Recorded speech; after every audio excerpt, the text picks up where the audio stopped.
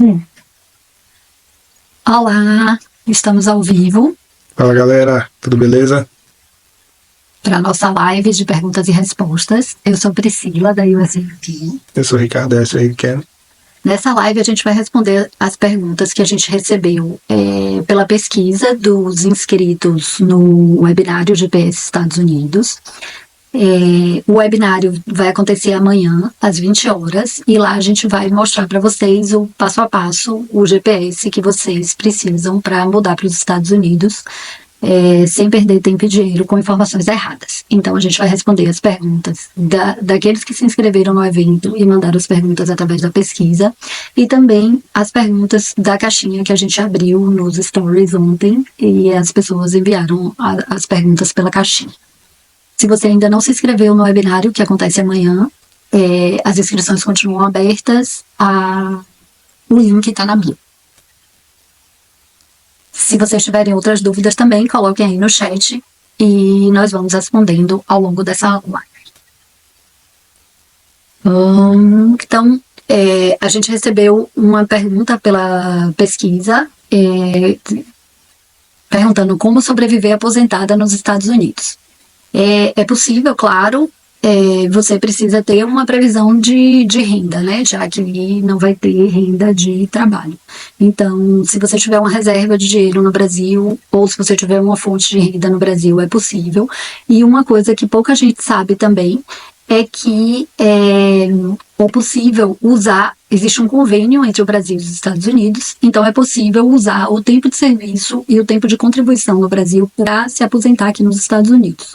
Agora, o sistema previdenciário nos Estados Unidos é bem peculiar, então a gente precisaria de mais tempo do que o tempo dessa live para entrar em detalhes sobre isso, né? Para a questão de tempo de contribuição, a forma como você recebe mensalmente e etc. Porque essa parte previdenciária aqui dos Estados Unidos é bem diferente da do Brasil. Então é bem mais complexo. Aí, só para complementar em relação à escolha do local para morar como aposentado, estados como Tennessee, Arizona e a própria Flórida são bastante procurados por aposentados aqui nos Estados Unidos. Tennessee e Arizona pelo custo de vida, e a Flórida pelo custo de vida, que apesar de não estar entre os mais baixos, mas também não está entre os mais altos. E também a questão do clima. Do clima ajuda bastante, não? É quente, tem praia, então as pessoas gostam de vir usufruir desse tempo da aposentadoria aqui na Flórida. Uma outra pergunta que a gente recebeu foi como conseguir morar nos Estados Unidos e o sonho americano. Morar nos Estados Unidos é um sonho para muitas pessoas, mas é essencial você planejar todos os aspectos dessa mudança. Então, a questão do visto, local para morar, se tem filhos, a escola, se pretende estudar ou tem filhos que pretendem fazer universidade, a disponibilidade, o custo das universidades, as bolsas disponíveis, a questão do imóvel, alugar, comprar, como comprar, fazer um planejamento também relacionado a licenciamento profissional, a validação de diploma, a recolocação no mercado de trabalho, a parte financeira e a adaptação. A gente vai aprofundar bastante alguns desses assuntos no nosso webinário amanhã, então a gente espera vocês para poder ter, né, essas informações mais detalhadas. Entrar como turista e mudar de status.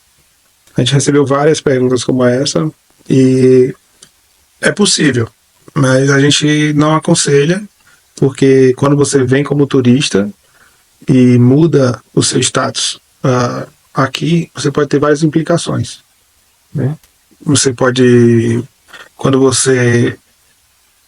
é que você explica para a imigração que você veio para cá como turista, mudou seu status para você estudante, e se tiver algum problema na hora que você solicitar para estudante, pode ser negado, você tem que voltar para o Brasil para poder pedir novamente o visto de estudante. Então é bem complicado, não aconselhamos. Essa questão do visto de turista é bem delicada, porque a finalidade do visto de turista é passear. Assim, é bem específico. Embora, por exemplo, se você tiver filhos, nenhuma escola vai... na verdade, as escolas são proibidas de perguntar o status legal o status imigratório criança da também, né? criança e da família. Então, eles vão matricular. Vou matricular. Mas na hora que você pedir a mudança de status lá na frente, como é que você explica para a imigração que você veio fazer turismo e seu filho estava estudando na escola pública aqui? Então, assim, são violações do visto de turista que podem prejudicar uma futura mudança de status. Então, você vai conseguir matricular seus filhos na escola, vai viver aqui, mas como a intenção do seu visto não condiz com a sua intenção nos Estados Unidos, você pode ter, por exemplo, um visto que te dá green card aprovado e ter a mudança de status Na hora da entrevista, a pessoa de imigração pode olhar e falar, não, como você veio para cá como turista e, de repente, seu filho estava estudando, você comprou um carro aqui nos Estados Unidos com a intenção de turismo, não faz sentido, entendeu? Então ele pode barrar, mesmo você tendo o I-140 aprovado na hora da entrevista, ele pode dizer, não, mas tem coisa errada aqui, entendeu? E fica demonstrado que você realmente veio com a intenção já de morar e de passear como turista. Isso. Então tem que ter muito cuidado com essa questão da intenção. Aí uma outra pergunta foi como ir da maneira correta, que parece com esse assunto que a gente está falando agora. Ir da maneira correta é você escolher um visto que seja adequado às suas qualificações, né? Às suas intenções, e o profissional mais indicado para te ajudar nessa decisão é um advogado de imigração. Mas aí o nosso conselho é que é importante que vocês entendam das qualificações do visto, dos requisitos de cada visto. De cada visto. Porque, assim, é a sua vida, é a vida da sua família. E um advogado de imigração, assim como um médico, por exemplo, ele tem especialidades. Então, tem advogados especializados em cada tipo de vistos. Advogados que são especializados em EB2NW, advogados que são especializados em outros tipos de vistos de trabalho, outros que são mais voltados para vistos de investimento, como é o caso do E2. Então, até para escolher o profissional mais adequado, você precisa entender do visto, para que você participe ativamente da decisão do seu visto e também, assim, para que você consiga participar do processo de produção da sua petição, porque não vai ser o advogado que vai aprontar todos os documentos, né? Você vai precisar produzir documentos e você precisa ter as informações necessárias para poder saber para que serve o documento e qual é a melhor forma de fazer esses documentos. Tem até, pessoal, por exemplo, esportistas podem vir com uma habilidade especial, tem padres, tem visto, né? religiosos, tem coisas específicas. Então, são muitos tipos de visto. É interessante você conversar com um advogado exatamente para ele detectar. Ele tem que saber um pouco mais da sua vida, não é só a questão, às vezes a gente se preocupa em focar na área onde a gente trabalha e de repente você tem uma habilidade especial que você, sei lá, participou de um campeonato mundial de hóquei no gelo ou foi um lutador famoso. Então essas habilidades, às vezes o cara pode pegar ali naquele ponto e buscar o visto que mais se adequa à sua realidade. Uma outra pergunta que a gente recebeu é um brasileiro aposentado com 73 anos se tem chances de green card. Tem sim, não existe limitação de idade. Em alguns países até existe, mas aqui nos Estados Unidos não existe limitação de idade, né? Conseguir o visto vai depender muito mais do seu perfil, das suas qualificações, se for um visto de trabalho, e de ter os requisitos que levam à aprovação daquele visto do que da idade. A idade vai influenciar na decisão. Alugar casa e escola para os filhos. Aliás, eu pulei uma, desculpa. Alguém perguntou como trabalhar como motorista de caminhão nos Estados Unidos. Para trabalhar como motorista de caminhão, você precisará obter uma licença especial que chama Commercial Driver's License. E existem escolas especializadas em treinamento de motoristas e a demanda por esse tipo de trabalho é bem grande. É bem grande. O sistema de transporte de mercadorias nos Estados Unidos depende muito do transporte rodoviário. Existem ferrovias, mas a malha não é muito grande e o grosso, né, do transporte é feito por meio rodoviário. Então existe muita necessidade desse tipo de profissional nos Estados Unidos. Agora, assim, alugar casa... alugar casa e escola para filhos. Para alugar uma casa, você vai precisar ter um histórico de crédito nos Estados Unidos. Então, para alugar casa, falando do tipo de imóvel, casa, quando você se muda a primeira vez para os Estados Unidos, vai ser mais difícil. O que é mais fácil você alugar seria um apartamento, E é até estranho falar isso, né? Porque no Brasil a gente está acostumado a ter muito apartamento, né? Principalmente, né, nas capitais e nas maiores cidades, muitas pessoas moram em apartamento. Aqui nos Estados Unidos é o contrário. Em cidades como Orlando, que é uma cidade grande, quase não tem prédio. Eles têm o hábito de morar em casas, de morar nas periferias, nos bairros de periferia da cidade, etc. Então não é fácil alugar casa a primeira vez. O que é mais fácil seria alugar apartamento. Tem uns prédios para alugar e depois você vai criando crédito. E aí, como a pessoa perguntou exatamente sobre filhos, né, procura alguma casa perto da universidade ou perto da escola que ele já vai trabalhar. Tem escolas, inclusive, que tem moradia, depende da situação. Universidade. As universidades, Mas tem escola também. Tem escolas privadas que estão voltadas para esporte. Tem moradia. Tem moradia também. Então tem que estudar qual o melhor lugar para ele ficar, normalmente prédios, apartamentos, e alugar, não com o nome da criança, claro, mas assim, com o nome dos pais, né, usando a documentação dos pais. E é como no Brasil, você vai alugar o seu nome e a criança vai ficar. Você consegue, para alugar apartamento, você consegue usar comprovante de renda do Brasil, porque você não vai ter renda ainda. Talvez eles exijam, o padrão é eles exigirem um primeiro aluguel de depósito, e um ou dois aluguéis de depósito, e esse valor é devolvido no final, se você devolver o imóvel em ordem, e mais o aluguel antecipado do mês, você paga o aluguel sempre antecipado. Com isso, você vai construir um histórico de bom pagador e de bom locatário, e consegue uma declaração desse complexo de prédios de que você é um bom pagador, e aí a partir daí fica mais fácil de, no segundo momento, você alugar uma casa. E tem que analisar também uma questão, que é a questão da casa, aluguel. Por exemplo, aqui em Orlando, né, na cidade de Orlando, o mínimo que você pode alugar é por 1 ano. Então, se às vezes perguntam, por exemplo, Kissimmee é mais fácil se alugar por 6 meses, né?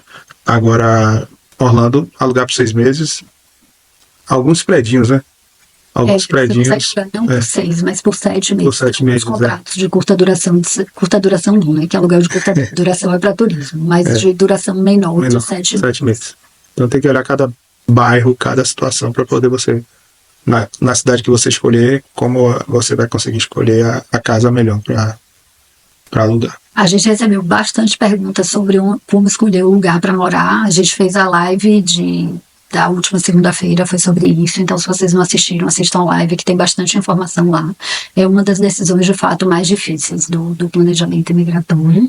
E aí a avaliação das escolas é assim, é você pesquisar distritos escolares de boa qualidade e pesquisar os bairros que têm as melhores escolas e procurar um bairro que atenda às necessidades da sua família, que tenha boas escolas e que ofereça também um custo compatível com a sua condição financeira. Então tem que fazer esse equilíbrio aí de informações. Perguntaram também sobre trabalhar na área e validação de diploma. A validação de diploma não é obrigatória para todas as profissões, mas ela é obrigatória para algumas profissões. Para as profissões que é obrigatório, não tem jeito. Para atuar na área, você vai ter que ir tirar a licença, e essas licenças geralmente envolvem provas, né, como mais ou menos a prova da OAB no Brasil, provas específicas para aquela profissão. Mas a validação nem sempre é obrigatória. Em profissões como, por exemplo, engenharia, você tem funções que não exigem a licença. Mas a licença se torna um diferencial no seu currículo e aumenta as suas chances de recolocação profissional. E de um valor mais... E também de receber salários mais altos, melhores, porque exige mais qualificação, então você é um profissional mais qualificado, então os salários são maiores. Alguém perguntou, eu vou só responder uma pergunta do chat, só para a gente não perder ela rolando aí. Somos o casal da live passada, de terceira idade, pretendemos comprar uma casa em Boca Raton à vista. Qual seria um gasto médio dentro de um padrão normal, considerando que não teremos gasto com aluguel? A gente fez um levantamento para uma família de 4 pessoas em Orlando, considerando o custo de aluguel. E para 4 pessoas você gastaria no mínimo aí entre $5.500 e $8.000. Para um casal você pode reduzir um pouco isso daí, porque vai ter menos custo com alimentação. Mas vai ter o seguro. A casa também não precisa ser, né, grande, pode ser menor, mas aí você também tem seguro de saúde que encarece com a idade. Então, eu diria assim, que se você pensar entre 4.500 e bem menos, 4.000, 4.500 dólares, dependendo do tipo de seguro de saúde que você escolha, você consegue ter uma vida confortável. Agora, é claro que custo de vida depende muito das escolhas. Então, a escolha do bairro vai influenciar no custo de vida, e as escolhas mesmo de consumo que a gente faz, de tipo de residência. Aqui nos Estados Unidos tem muitos condomínios, aqui em Orlando tem alguns também. Isso é legal para você que é de terceira idade, isso é informação muito boa. Para 55 mais. Então, são comunidades que, para morar, você precisa ter mais do que 55 anos. Inclusive, tem regras, assim, por exemplo, se você tiver um neto que venha passar um tempo na sua casa, existe um limite de tempo que ele pode passar na sua casa. Não tem problema. E aquele condomínio é voltado para 55 mais. E a ideia é criar uma comunidade e fazer eventos que interessem a esse público. E tem estrutura médica também, tem estrutura de lazer de focada para o público. Isso é bem legal para poder entreter essa turma da terceira idade. Isso é bem bacana. Aí vamos continuar aqui nas perguntas da pesquisa e da caixinha. Alguém perguntou se é necessário muito dinheiro para ir para os Estados Unidos, e coincide um pouco com a pergunta do casal. Na verdade, assim, você não precisa ser rico para vir para os Estados Unidos, mas é importante que você tenha uma base financeira sólida para você tanto lidar com despesas iniciais, como lidar com imprevistos, desculpa, e considerar, né, as despesas de moradia, transporte, alimentação. Ter uma fonte de renda no Brasil vai ajudar, né? Reserva financeira também. Agora, o complicado de reserva financeira é que, assim, se você não tiver rendimento dessa reserva financeira, você vai gastando a reserva financeira até você conseguir se estabilizar financeiramente aqui, né? Então, o ideal é você ter uma fonte de renda no Brasil e, quando chegar aqui, buscar se recolocar profissionalmente ou investir e ter uma fonte de renda nos Estados Unidos em dólar, porque você também não fica sujeito às variações cambiais que estão cada vez maiores e mais frequentes do real em relação ao dólar. Você já pode, inclusive, já iniciar daí do Brasil, já fazer uma compra de imóvel, fazer algum investimento, que já tem alguma renda em dólar. Quando você vier, você já vem com a vida mais, assim, mais tranquila, né? Sem tanto depender da variação do dólar. Mais estruturada, né? Mais estruturada. Nos perguntaram também sobre adequação ao universo de fatores, escolas, moradia, clima. Isso é exatamente isso que a gente quer ajudar vocês com o webinário que a gente vai fazer amanhã, porque é um universo de coisas que você tem que pensar, decidir, muitos detalhes que você precisa conhecer e entender para poder tomar as decisões certas. Em relação a tudo, em relação ao sistema escolar aqui, que é bem diferente, em relação ao clima, em relação a sistema de saúde do bairro, o sistema de saúde. É bem importante entender o sistema de saúde, porque tem uma variedade muito grande. Não é igual a gente aí no Brasil, que tem é parecido, tem as empresas, e dentro das empresas você tem também os planos, né, os tipos de plano. Então, às vezes as pessoas fazem as contas e colocam lá, vou como visto com o plano de turista, né, de viagem. É muito arriscado, pessoal. Não façam isso. Inclusive, acho que é Cris o nome dela, que é da terceira idade, ela se colocou como terceira idade.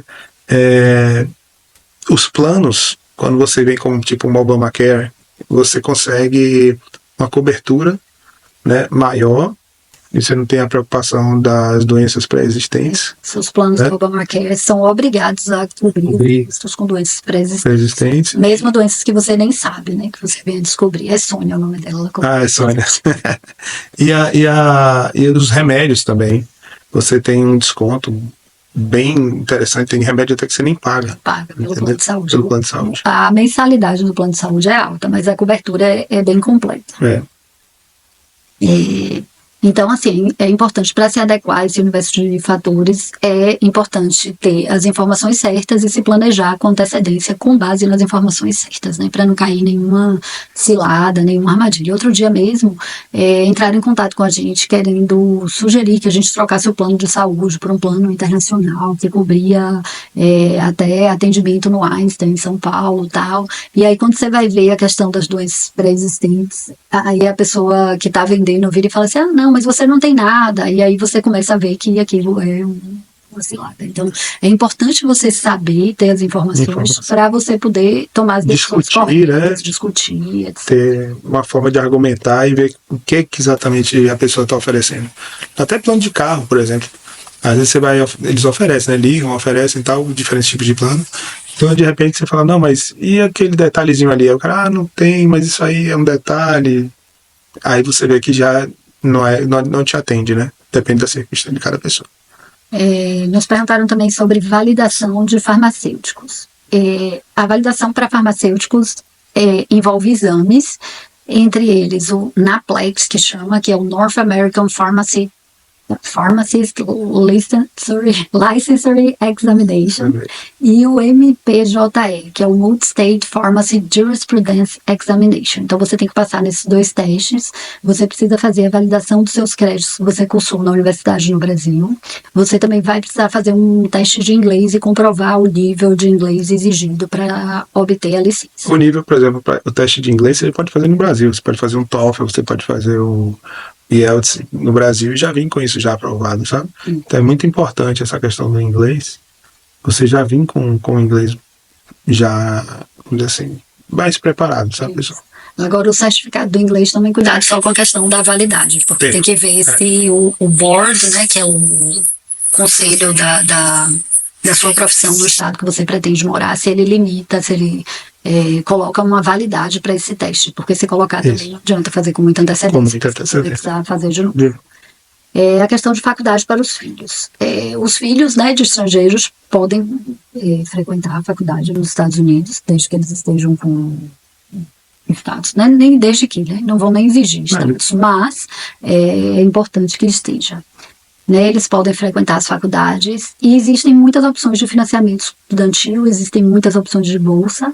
Inclusive para estrangeiros, viu, pessoal? Isso, as bolsas de esporte são famosas e visadas, mas é importante dizer que não é a forma mais fácil de você conseguir uma bolsa, não é pela bolsa de esporte. Pense que, por exemplo, uma universidade ela vai ter um time de futebol com os reservas. Então, no universo de 5 mil, 10 mil alunos que entram numa universidade por semestre ou por ano, você vai ter todos eles concorrendo por 22 bolsas de esporte, sendo que no time de esporte, não, de futebol, né? No time de futebol tem jogadores não só que estão acabando de entrar na universidade, muito pelo contrário, tem estudantes dos outros anos também. Então, por aí você tira que a concorrência para a bolsa de esporte é uma concorrência bem acirrada. Uma das bolsas que é mais fácil, entre aspas, conseguir, são as bolsas por desempenho dos alunos, né? São bolsas pelas notas, que depende do esforço e depende do histórico que você constrói durante a sua vida escolar, acadêmica. Dependendo também do estado, os custos podem variar. E os custos variam também, que a gente até mencionou na última live, a questão do in-state tuition e out-of-state tuition. Muitas universidades públicas, principalmente na Flórida, no Texas e em outros estados também, oferecem a possibilidade de você pagar o in-state tuition, que é para pessoas que residem naquele estado há mais de 2 anos.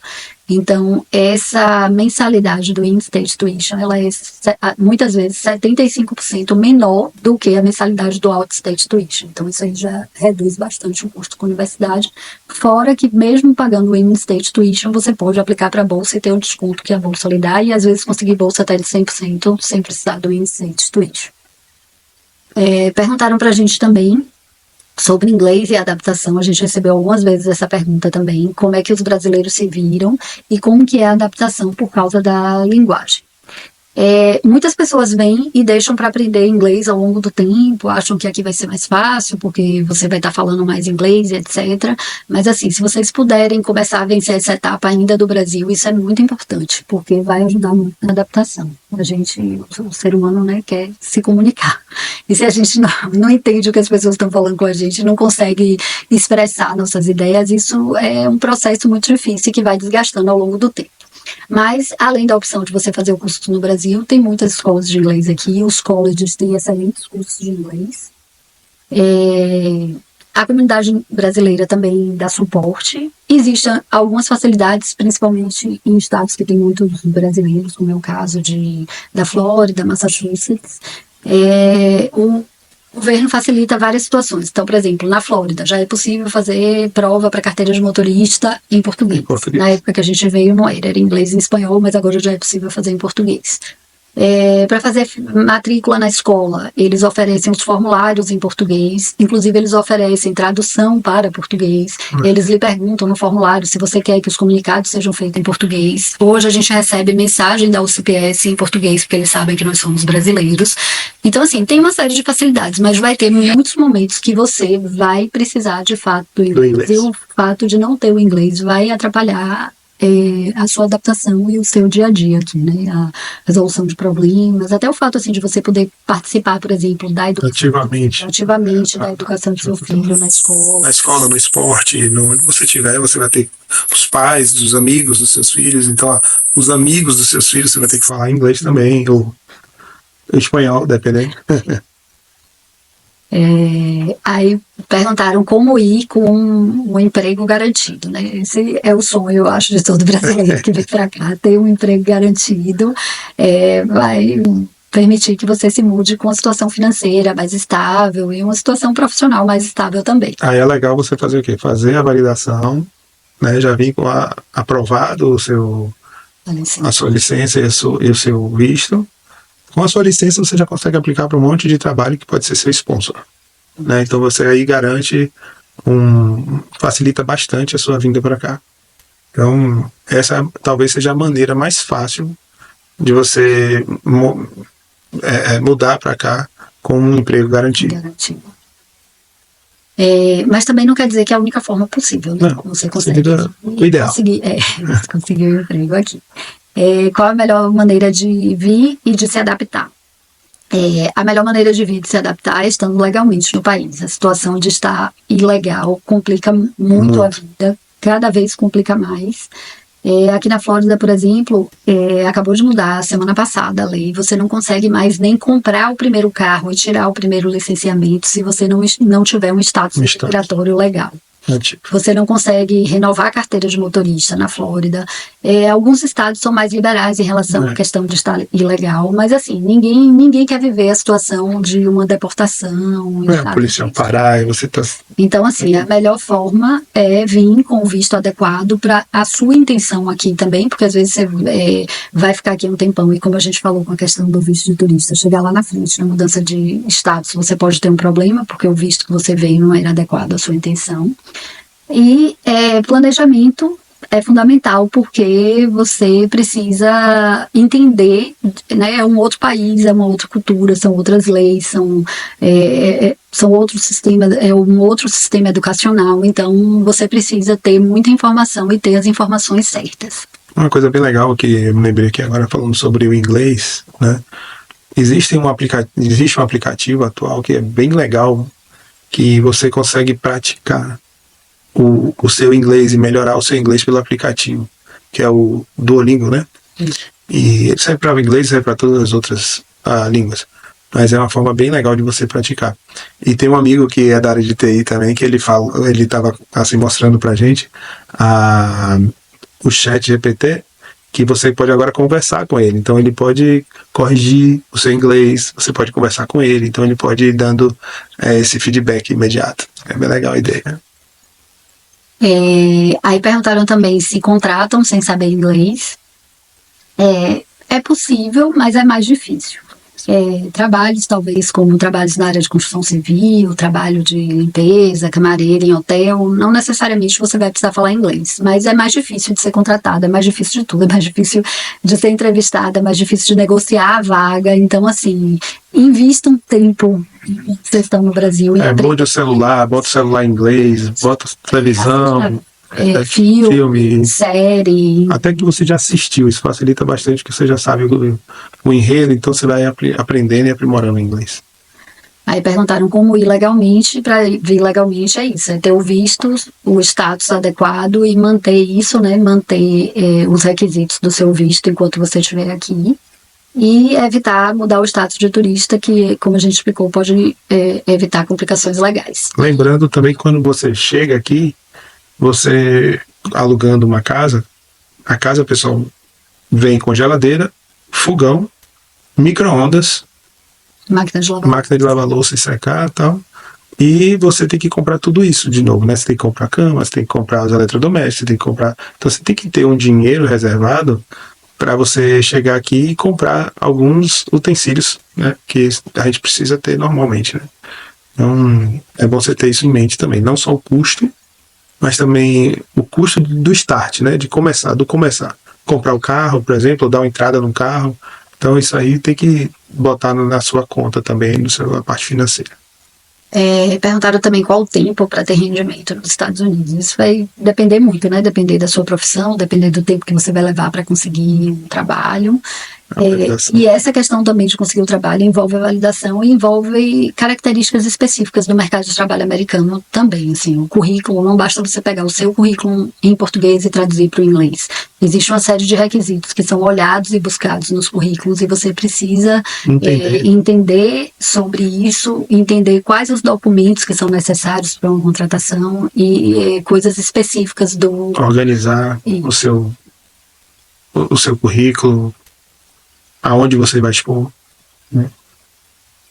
Aí perguntaram sobre o clima das regiões dos Estados Unidos. Você tem assim, estados mais quentes, como Flórida, o norte, Texas. O norte é sempre mais frio. E o norte, e o sul, mais quente. Basicamente. Agora tem que ver a questão também das cordilheiras, né? Que aí criam barreiras e aí geram uma temperatura mais fria ou desértica, dependendo do lado mais da Califórnia, que é os Apalaches, né? Os estados atrás, né, da cordilheira da Califórnia tem clima desértico porque as cordilheiras barram a entrada do vento. Então, os estados do norte têm invernos rigorosos, né? Perguntaram também sobre preconceito contra latinos. Os americanos, eles são bem abertos à chegada de estrangeiros, até porque eu acho que eles já estão acostumados com isso, né? Dizem que os Estados Unidos é um verdadeiro melting pot, que eles usam esse termo, porque tem gente do mundo inteiro. Então, assim, os filhos da gente têm amigos vietnamitas, têm amigos chineses, têm amigos russos, têm amigos latinos, amigos de outros países da Europa, enfim. Americanos também. Mas assim, aqui tem gente do mundo inteiro, então eles são bem abertos a essa questão do imigrante. Agora, existem regiões em que existe uma barreira maior. A gente conhece, por exemplo, uma família que morava em New Jersey, eles falam que lá não tinha muitos latinos. Tem imigrantes, mas não latinos. E que a comunidade lá é bem fechada. E sobre New Jersey também eu já ouvi de uma família americana que é uma senhora, o marido dela é militar, era da Marinha, e eles se mudavam muito por conta do trabalho dele. E ela falou que em New Jersey, nem ela como americana se sentiu bem-vinda, que os vizinhos não falavam com ela, que a única vez que as únicas vezes que os vizinhos falaram com ela foi quando ela chegou, que ela se apresentou, e depois teve uma situação de emergência que vieram pedir socorro na casa dela e aí vieram falar com ela. Então, existem, claro, locais que são mais fechados, não só a imigrantes, mas a pessoas de fora daquela comunidade, né? São comunidades mais fechadas. A questão de emprego para estrangeiros, na verdade, os estrangeiros têm boas chances de contratação, até porque o mercado de trabalho americano ele é um mercado bem aquecido. Muitas vezes eles não conseguem, não tem profissional qualificado o suficiente. E isso não vale só para empregos de mão de obra não qualificada, não. Isso vale para emprego de mão de obra qualificada também. Muitas vezes eles não conseguem encontrar o profissional com a qualificação que eles querem. Tanto que existe a questão do sponsor. Né? Principalmente, por exemplo, na área de saúde, é a área que eu diria que é mais fácil conseguir um sponsor. Mas existem sponsors em todas as áreas. Eles traem. TI é uma área que precisa muito. Eles buscam até indianos aqui. É incrível. Como eles não procuram nos Estados Unidos, não acham. E eles buscam brasileiros e muitos indianos. Porque é a mão de obra que está vindo com muita força da área de TI. Então, tem muito emprego para todo mundo, né? Inclusive para estrangeiro. A validação de diploma, de novo, a gente já mencionou, dependendo da sua área, você vai precisar ou não. Em algumas áreas é necessário e é exigido, que é o caso de medicina e farmácia. enfermagem, odontologia também. Já em outras áreas, não. Né? Em outras áreas, às vezes, a validação do diploma vai ser um diferencial na hora da contratação, uma qualificação a mais que você tem, que vai aumentar suas chances de ser contratado e que vai também possibilitar que você tenha a possibilidade de ganhar um salário maior. Adaptação nos Estados Unidos, né? A adaptação nos Estados Unidos é como a gente falou, aqui é um melting pot, então tem pessoas do mundo inteiro, né? É importante você se expor, né? É importante você saber inglês para poder se comunicar com as pessoas e começar a fazer essa parte de relacionamento, ir fazendo atividades que você ou sua família, as pessoas que estão perto de você gostam de fazer. A gente, por exemplo, o nosso filho vai para o jiu-jitsu, então a gente chega lá, senta, conversa com um com o outro. No futebol, a gente vai, conversa com os pais. Então, isso tudo, esse entretenimento, essa integração, vamos dizer assim, ajuda bastante, né? Participar dos eventos que a comunidade disponibiliza também. Tem muitos eventos, assim, de música, às vezes filme no bairro. Então, o fato de você, isso é legal. às vezes, paradas, né? Paradas, tem muita parada perto do Natal, por exemplo. Então, assim, participar desses eventos faz com que você se integre mais facilmente nessa comunidade, né? Se abrir para conhecer novas pessoas, para fazer novas amizades, vai tornar a adaptação mais fácil. Uma coisa interessante, pessoal, que o pessoal faz, por exemplo, projeção com telão no meio da praça. Então eles fazem propaganda, né, no bairro e tal, e colocam aquele telão gigante inflável e botam. As crianças vão para lá, sentam, as famílias vão para lá, sentam e curtem aquele momento. Isso é muito legal, isso é muito bacana. Em vários lugares dos Estados Unidos a gente já viu isso. Ganhar dinheiro nos Estados Unidos, de novo também. Depende de planejamento, uma boa estratégia de carreira ou uma boa estratégia de investimento também é possível, né? Tem gente que quer vir para atuar na sua área profissional, tem gente que é investidor no Brasil e quer vir para investir. Então, são possibilidades de você ganhar dinheiro por aqui. O que tem que ter em mente é que o mercado americano, né, a economia americana é muito aquecida. Então, tanto o mercado de trabalho quanto as possibilidades de investimento existem e é possível, né, fazer. Se quiserem fazer pergunta, pessoal, aí também pode fazer, tá? Perguntaram também sobre trabalho e moradia. Eu brinquei na outra live que às vezes é o trabalho que vai decidir o lugar que você vai para morar, porque se você já vem com oportunidade de trabalho, com uma vaga garantida, né? Se você já vem contratado, você não vai escolher, você vai para onde vai ter trabalho. Mas se você for pensar em moradia sem ter uma vaga de trabalho, pesquise qual é a oferta, né? Em que lugar tem mais oferta de emprego para a sua área, porque vai ficar mais fácil conseguir um trabalho nessas regiões, né? Então, assim, tem regiões famosas, por exemplo, para TI, como o Vale do Silício, o Texas agora também, muitas empresas de TI estão saindo do Vale do Silício e indo para o Texas. Tem regiões como na Carolina do Norte, Raleigh, Durham, que são bem fortes na área de biotecnologia, na área de farmácia. Então, são regiões mais fáceis de você conseguir emprego nessas áreas. Agora, considere também o custo, porque Vale do Silício, por exemplo, tem mais vaga, os salários são enormes, mas o custo de vida lá também é muito alto. Então, tem que fazer essa balança e essa avaliação na escolha. Eu acho que aqui não precisa, que a gente já falou qual visto tirar, né? O tipo de visto vai depender dos seus objetivos. O advogado de imigração é o profissional mais adequado para te ajudar. Você quer só falar sobre alguns são vistos? todos os vistos. Então, assim, são diversos, né? Os mais procurados. H1B, EB2, EB3 também, né? Que são vistos baseados em trabalho. Algumas pessoas vêm com visto de estudante e mudam de status aqui também. Como eu falei em relação ao visto de turista, o visto de estudante é um visto menos complicado para você mudar de estado. Esse é o F1, F1 e tem o J1 também, que é para estágio e pesquisa. Mas assim, se você vier com visto de estudante, venha com a intenção de estudar, porque você vai precisar estudar até você conseguir fazer essa mudança de status. Então venha mesmo com a intenção adequada ao visto que você escolher. E tem também os vistos de investidores, que é o EB5 e o E2. Muita gente pergunta sobre essa questão do E2, de se o fato de ter uma cidadania europeia ajuda aqui nos Estados Unidos. Na verdade, não é que ajude. Existe um visto específico que, na verdade, não é para quem tem cidadania europeia, é para quem é cidadão de um dos países que tem acordo comercial com os Estados Unidos. Para vocês terem uma ideia, o Paraguai está nessa lista, mas o Brasil não está. E aí alguns países da Europa, como Itália, Portugal e outros também estão nessa lista. Então, se você for cidadão de um desses países, você pode utilizar o visto E2. Agora, o visto E2 é um visto que dá o direito de residência, mas ele não dá green card. E você precisa fazer um investimento e você precisa manter os requisitos do visto durante todo o período que você for morar aqui.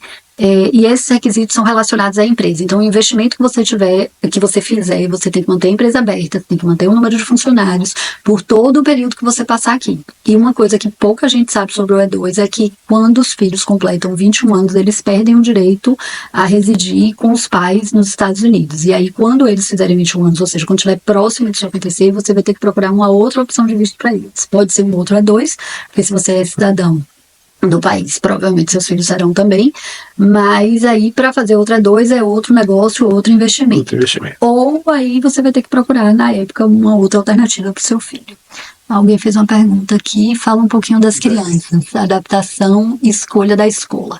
Esse assunto da adaptação estava também aqui na nossa lista, porque uma seguidora tinha pedido para falar sobre isso. A gente tem 15 minutos. A gente está no finalzinho. Eu vou falar um pouquinho como foi a adaptação dos meninos. Os nossos filhos vieram pequenos por opção nossa, a gente achava que era a idade mais fácil de vir, então o mais novo veio com 2 anos, o mais velho veio com 5 anos, então ele veio para começar o kinder aqui, né, começar a idade escolar obrigatória dos Estados Unidos aqui.